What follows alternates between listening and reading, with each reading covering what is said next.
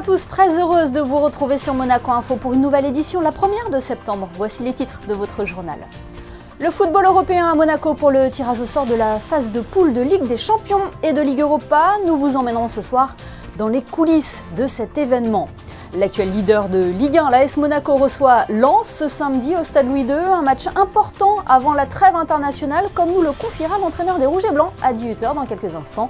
Nous suivrons également la rentrée scolaire des pensionnaires de l'académie. La principauté entretient d'étroites relations avec de nombreux pays, des relations diplomatiques, économiques, humanitaires ou encore culturelles. Parmi ces nations, on peut citer le Liban, qui célèbre aujourd'hui la naissance du Grand Liban. Le consul général du Liban à Monaco, Moustapha El Sol, viendra nous éclairer à ce sujet. L'abbé Christian Venard viendra lui nous expliquer en quoi le 1er septembre est un moment important pour l'Église catholique, alors que le pape François est attendu à Marseille les 22 et 23 septembre. Et puis c'est un endroit toujours convivial, propice aux échanges et à la discussion. Coup de projecteur ce soir sur le petit marché de Monaco-Ville. C'est un moment attendu par tous les dirigeants, joueurs et supporters des clubs qualifiés pour la plus prestigieuse des compétitions européennes. Le tirage au sort de la phase de poule de Ligue des Champions s'est déroulé hier soir à Monaco au Grimaldi Forum. Le reportage en coulisses avec Frédéric Elion et Alban Jean-Jambre.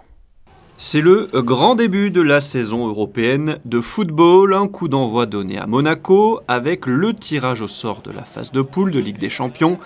Les dirigeants des 32 équipes qualifiées étaient de la partie en principauté avec des visages connus comme Luis Figo, Javier Zanetti ou Bojan Krkić. Une centaine de passionnés s'étaient massés aux abords du Grimaldi Forum pour accueillir les grands noms du ballon rond ou les représentants de leur équipe fétiche. C'est un réel plaisir, ça fait 20 ans, ce maillot-là il date de Champions League il y a 20 ans.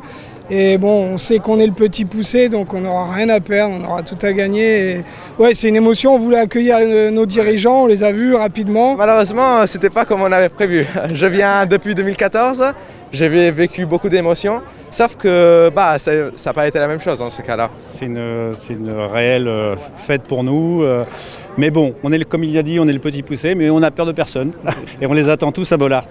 Et pour savoir quelles équipes débarqueront à Bollaert, place au tirage au sort, un événement suivi par les journalistes en salle de presse et commenté en direct par différents médias. On a fait vivre le tirage en direct dans l'équipe de Greg avec les réactions qu'on donnera là via la zone mix, nos analyses, les coulisses. On a aussi Étienne Moati pour le journal qui est présent et aussi des personnes à Paris qui gèrent pour les articles. Donc c'est toujours un moment particulier, c'est la rentrée des Coupes d'Europe. Et puis c'est le moment où on brille le plus les clubs français parce qu'après sur le terrain c'est plus compliqué. Et ce sera compliqué, en tout cas sur le papier, pour le PSG, tombé dans le groupe de la mort, avec le Milan AC, le Borussia Dortmund et Newcastle. Lens, de son côté, affrontera Arsenal, Séville et le PSV Eindhoven.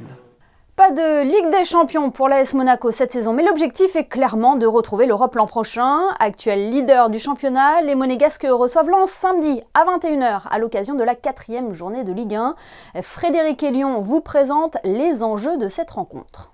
C'est le premier gros test de la saison pour l'AS Monaco. Après des victoires à Clermont, contre Strasbourg et un match nul à Nantes, c'est un adversaire d'un tout autre calibre qui se présente au Stade Louis II samedi soir. Lens, 2e de Ligue 1 l'an dernier, à 1 point seulement du PSG. Les Lensois qui retrouvent la Ligue des Champions cette saison après 21 ans d'absence tournent au ralenti depuis le début du championnat. Un point pris seulement en 3 matchs.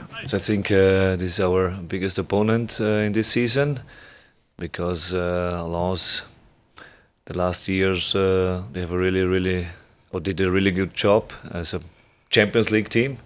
They struggled a little bit in the beginning of the season, but in the end they have 2 really good opponents with Rennes at home and in Paris. And when you see the game in Paris, they played with courage and they did a really good game where we have to know what we have to do against this really good team. And on Saturday it's a new game. Flamboyant en attaque avec 10 buts inscrits en 3 matchs, Monaco va devoir stabiliser sa défense et trouver un peu plus d'équilibre pour concéder moins de buts et conserver son fauteuil de leader. Ben Seguir et Diop seront absents samedi. Incertitude autour de Denis Zakaria. Le Suisse, un peu malade, s'est entraîné individuellement jeudi. Et en marge de ce Monaco-Lens, sachez que l'AS Monaco Kids Tour est de retour. Il sera à Cap d'Aille ce samedi et proposera de nombreuses animations à destination des plus jeunes. L'heure de la rentrée scolaire a sonné pour les joueurs de l'académie. C'est à la Diagonale que les pensionnaires du centre de formation se sont réunis autour de l'encadrement sportif et éducatif et en présence du directeur général du club, Ben Lambrecht. Le reportage de Fabien Bonilla et de Jean-Alexandre Dordet. Ici, pas de stress, mais plutôt de la joie de se retrouver entre copains, entre partenaires de jeu. Les 42 élèves de l'académie sont arrivés avec le même uniforme, un short et un t-shirt gris et bleu. Le staff de l'ASMFC et les professeurs étaient présents pour souhaiter une bonne rentrée scolaire à ces jeunes lycéens un peu particuliers. Ils sont tout simplement l'élite du football. L'école c'est important, c'est un deuxième bagage, parce qu'on sait que le football c'est aléatoire, on n'est pas tous sûrs de réussir, donc c'est important d'avoir quand même l'école à côté et de réussir son bac. La Diagonale déjà c'est un endroit où il y a beaucoup de gens qui sont passés, c'est un endroit où il y a une bonne réputation, et là passer la rentrée avec tous les autres élèves c'est très important, et on va essayer de faire une bonne année scolairement. On n'a pas à rougir, on a je pense un des meilleurs centres en France et faire l'école aussi à domicile, il y a tout pour réussir. L'ASM possède un centre de formation depuis une cinquantaine d'années et depuis 3 ans, la Diagonale du côté de l'espace Saint-Antoine. Ce nouveau lieu de vie de l'académie est un outil moderne permettant de renforcer encore un peu plus le niveau d'exigence et les passerelles qui existent entre son groupe professionnel et son académie. Organisé sur 6 niveaux, le bâtiment a été pensé pour réunir sur un site l'ensemble des jeunes talents du club, 42 cette année, des U17 au groupe élite, 11 classes au total, de la seconde à la terminale. Ils sont entre 5 et 9 élèves par classe. Entre hébergement, enseignement, restauration, soins, préparation physique, ils ont tout pour être des joueurs épanouis avec des valeurs. Je pense que le respect, c'est le mot-clé ici. Et je suis tellement sûr aussi qu'après 3 années scolaires, qu'ils ont bien compris comment ça fonctionne ici. Tout le monde n'est pas capable d'avoir des moyennes à 18, à 19. Par contre, on part du principe que tout le monde est capable d'avoir une attitude au travail qui soit exemplaire, avec de la persévérance, avec de l'abnégation, avec de l'écoute, de l'organisation, de la concentration. Et comme par hasard, ce sont tout de suite des valeurs que vous transférez sur le terrain, à l'entraînement ou en compétition. Donc ouais, ce sont tous des bons élèves, parce que je pense que ce sont tous des gens qui ont envie de réussir. Les garçons vont se battre en salle de classe autant qu'ils se battent sur le terrain pour essayer de pousser leurs limites et essayer d'obtenir encore une continuité des bons résultats au bac qu'on a depuis de nombreuses années. On reste un petit peu sur un échec l'année dernière parce qu'on en a un qui a loupé et ça ne nous était pas arrivé depuis 3 ans. Donc je suis persuadé que à la fois la qualité de l'équipe enseignante qu'on a à nos côtés et puis l'abnégation et la détermination de nos élèves vont faire qu'on va aller chercher ce 100%.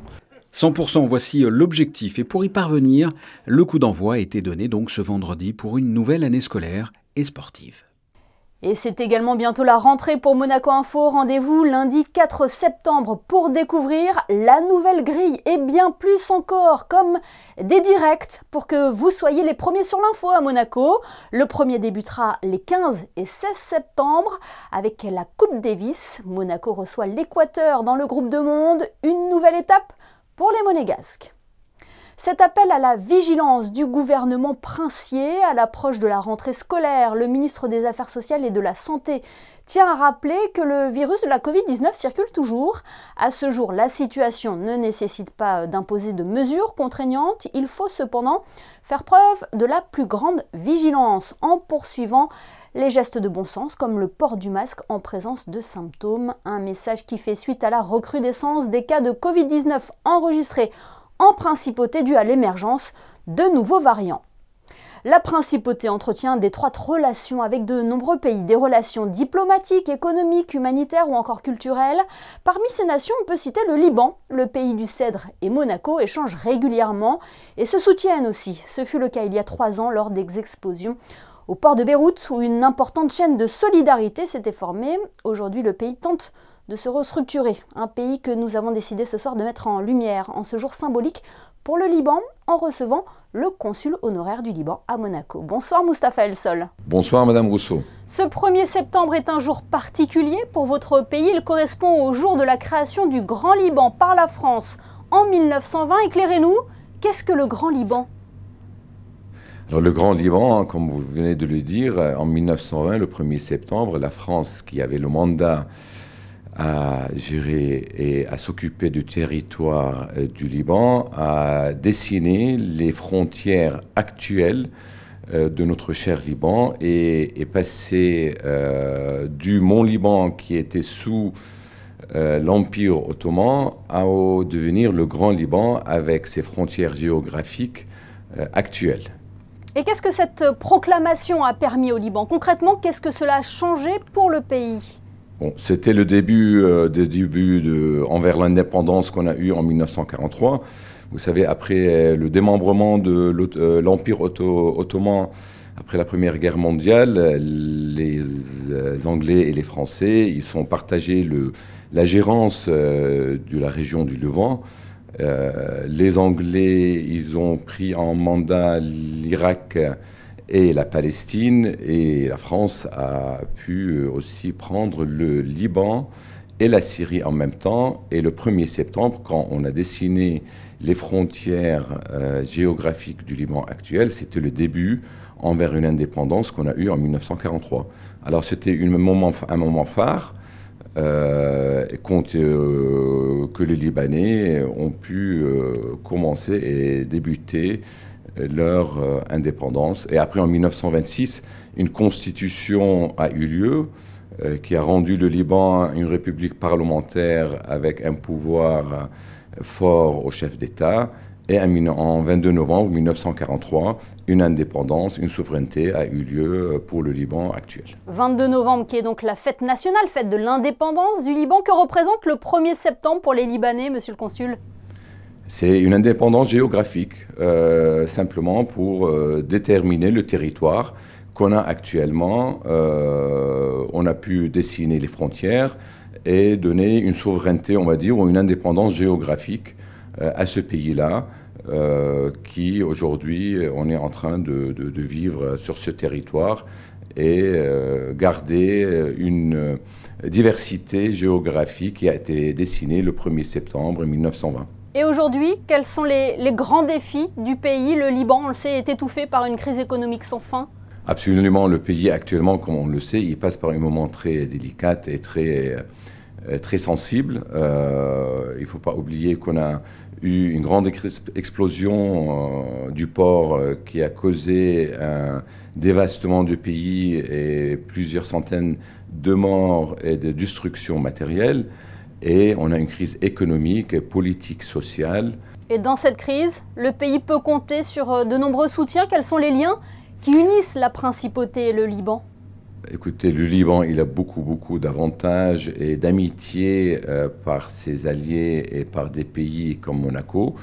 Je voudrais rappeler qu'un des pays, les premiers pays qui se sont manifestés, qui sont venus à l'aide du Liban après l'explosion du port, c'est la principauté sous les directives du souverain, le prince Albert de Monaco. Monaco a toujours été à côté du Liban dans plusieurs épisodes. On a fait plusieurs voyages en principauté, des délégations libanaises qui sont venues promouvoir la culture libanaise, mais en même temps soutenir sa communauté qui est active et installée depuis plusieurs années en principauté.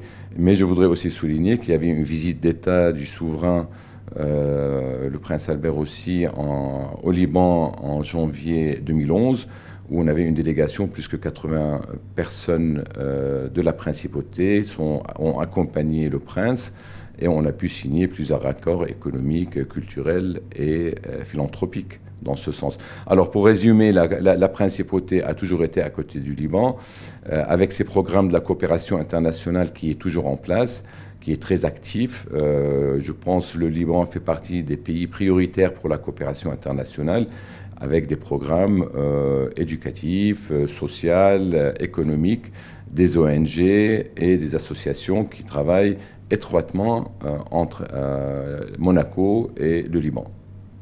Eh bien, merci beaucoup Moustapha El Sol d'avoir été notre invité ce soir pour évoquer l'actualité du Liban, pays qui, comme vous venez de le souligner, entretient des liens étroits avec la principauté. Merci.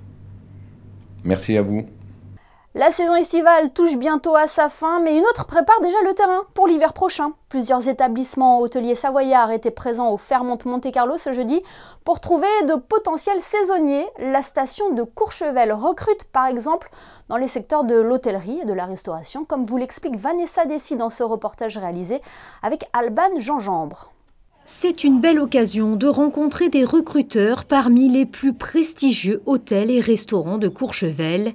Depuis de nombreuses années, le salon était organisé en plein cœur de la station afin d'y accueillir les établissements de la Côte d'Azur et de Monaco. Pour la première fois, l'événement a décidé d'inverser la tendance. L'idée, c'était de pouvoir faire quelque chose aussi dans l'autre sens, on va dire, comme un miroir, et que les hôteliers de Courchevel et restaurateurs puissent présenter ici à Monaco l'ensemble de leurs offres pour l'hiver prochain, de façon à ce que les saisonniers puissent avoir une saison d'été, une saison d'hiver, avec des établissements qui sont sensiblement de la même gamme, qui puissent avoir les exigences et en fait de mutualiser ces emplois qui sont très qualifiés. Parmi les employeurs, le Cas de Collection, un établissement de luxe qui recherche l'excellence. Les candidats pourront ainsi ajouter une expérience valorisante à leur carrière. Nous sommes ravis de rencontrer des candidats qui travaillent sur Monaco pendant la saison estivale ou aux alentours et qui cherchent un travail pour la saison d'hiver. Donc on rencontre plusieurs profils, que ce soit en hébergement, en restauration. C'est un moment d'échange avec eux pour leur développement et puis nous essayer de recruter pour la saison à venir. Si vous n'avez pas eu la possibilité de vous rendre au Fairmont Monte-Carlo, vous pouvez encore déposer votre CV sur le site internet de la mairie de Courchevel. Les 22 et 23 septembre, le pape François se rendra à Marseille pour conclure les rencontres méditerranéennes, une visite de 2 jours dans la cité phocéenne qui sera ponctuée par la célébration d'une messe au stade Vélodrome. Certains fidèles de Monaco feront le déplacement pour ce moment de communion historique. Ils associeront sûrement leurs pensées pour la sauvegarde de la création dont nous célébrons aujourd'hui la journée mondiale. Pour en savoir plus, l'abbé Christian Venard est notre invité du JT. Bonsoir. Bonsoir. Quel était le souhait du pape François lorsqu'il a institué cette journée en 2015 et à quoi correspond-elle surtout ? L'objectif, c'est de, comme on dit en mauvais français, de sensibiliser toujours plus sur le fait que nous avons besoin peut-être de mieux prendre conscience du respect que nous devons à la création. La journée, c'est le 1er septembre, mais en fait, c'est un mois de prière qui se conclut le 4 octobre avec la fête dans l'Église catholique de Saint François d'Assise, mais c'est vrai qu'elle débute aujourd'hui, ce 1er septembre. Oui, on va revenir dans quelques instants sur le thème de cette journée. Comment cela se traduit concrètement pour les fidèles ? Alors, essentiellement, comme c'est souvent le cas dans ce type de journée de prière depuis le Vatican, depuis les conférences épiscopales, on envoie dans les paroisses des intentions de prière, on propose dans les paroisses des intentions de prière, ou alors même, parfois, ça peut être l'objet d'organiser ici ou là des conférences sur ce thème du respect de la création. Le thème, donc, mon père, de cette année, que la justice et la paix jaillissent, c'est l'appel du pape François pour 2023. Que devons-nous comprendre derrière ce message ?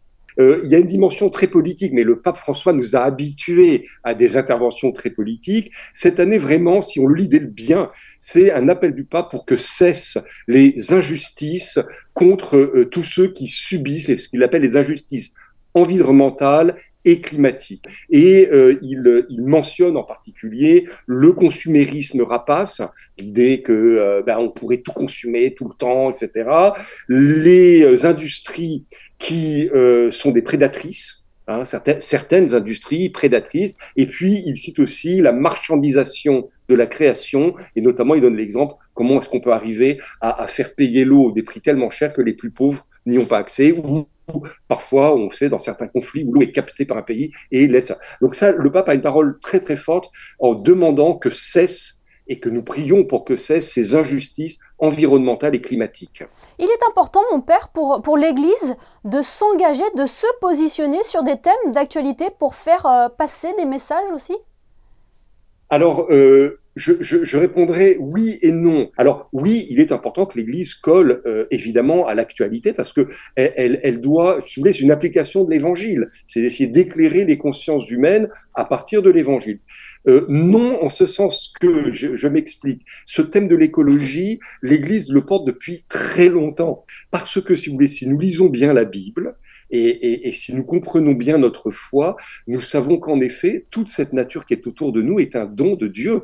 Et finalement, pour le chrétien, pour le catholique, l'écologie, ça devrait être quelque chose de complètement naturel, pas forcément dans sa dimension politique. On ne demande pas aux gens forcément de voter pour un parti écologique, ça c'est encore une autre question. Mais, et le pape d'ailleurs nous y invite dans cette lettre en disant prendre soin de la maison commune, prendre soin de la nature, ça doit être quelque chose de complètement naturel pour un chrétien.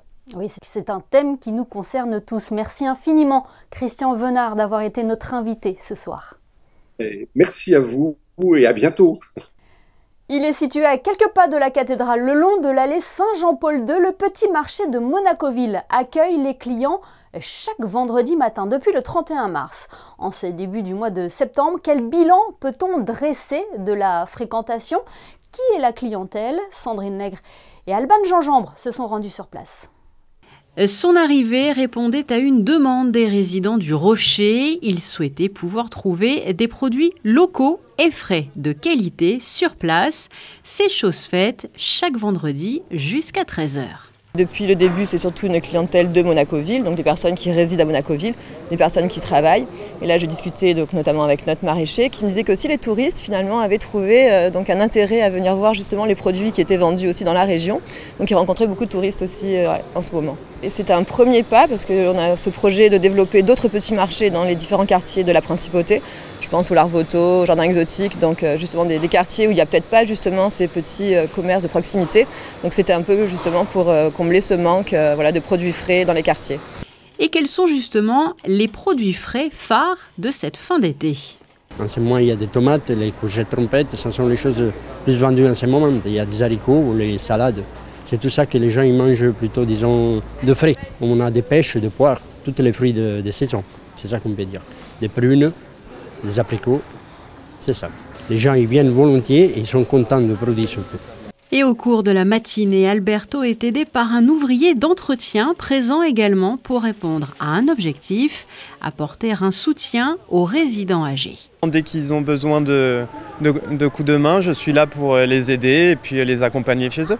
Le petit marché de Monacoville vous attend donc chaque vendredi jusqu'à 13h. D'autres commerçants, comme un charcutier et un fromager, devraient bientôt enrichir l'offre proposée sur place. Dans le reste de l'actualité, en bref, dernier jour pour découvrir l'exposition Monet en pleine lumière au Grimaldi Forum. Elle rassemble une centaine de tableaux et explore les séjours de l'artiste sur la Riviera à un moment charnière de son existence. L'Espace 22 et la certification Blockchain ACFA présentent le travail de 12 artistes sous le prisme de la féminité. Jeudi soir, ce sont les œuvres de Frédéric Fortuné qui étaient à l'honneur, des sculptures minutieuses en or que vous découvrez actuellement à l'écran. Cette information pratique à présent, la campagne de réhabilitation de l'éclairage des tunnels de la Principauté se poursuit au mois de septembre avec deux nouvelles phases, les tunnels sous le rocher et le tunnel qui relie l'échangeur Saint-Roman au boulevard du Ténao sont concernés à partir de lundi. Plus d'informations sur le site du gouvernement princier ou l'application Your Monaco. Et enfin, des élèves de FNB se distinguent lors d'un concours sur le thème du harcèlement scolaire. C'est ce dessin que les 4 adolescents ont réalisé et qui a séduit le jury. Il en deviendra bientôt un timbre pour véhiculer cette triste réalité qu'est le harcèlement à l'école et que Monaco combat activement. Passons à présent aux prévisions météo. Bonsoir Vanessa Dessy, quel temps est prévu pour ce premier week-end de septembre? Bonsoir Émilie, bonsoir à tous. Pas de grands changements, le temps restera légèrement couvert, les températures iront de 20 à 26 degrés. Le soleil se lèvera à 6h53 et se couchera à 20h07 et nous fêterons les Ingrid. Merci Vanessa et merci à vous de nous être fidèles chaque soir sur Monaco Info. On referme ce journal comme nous l'avons débuté avec le football européen de retour en Principauté. Photo signée ce soir Manuel Vitali. À demain, 19h pour votre édition du week-end, toujours sur Monaco Info.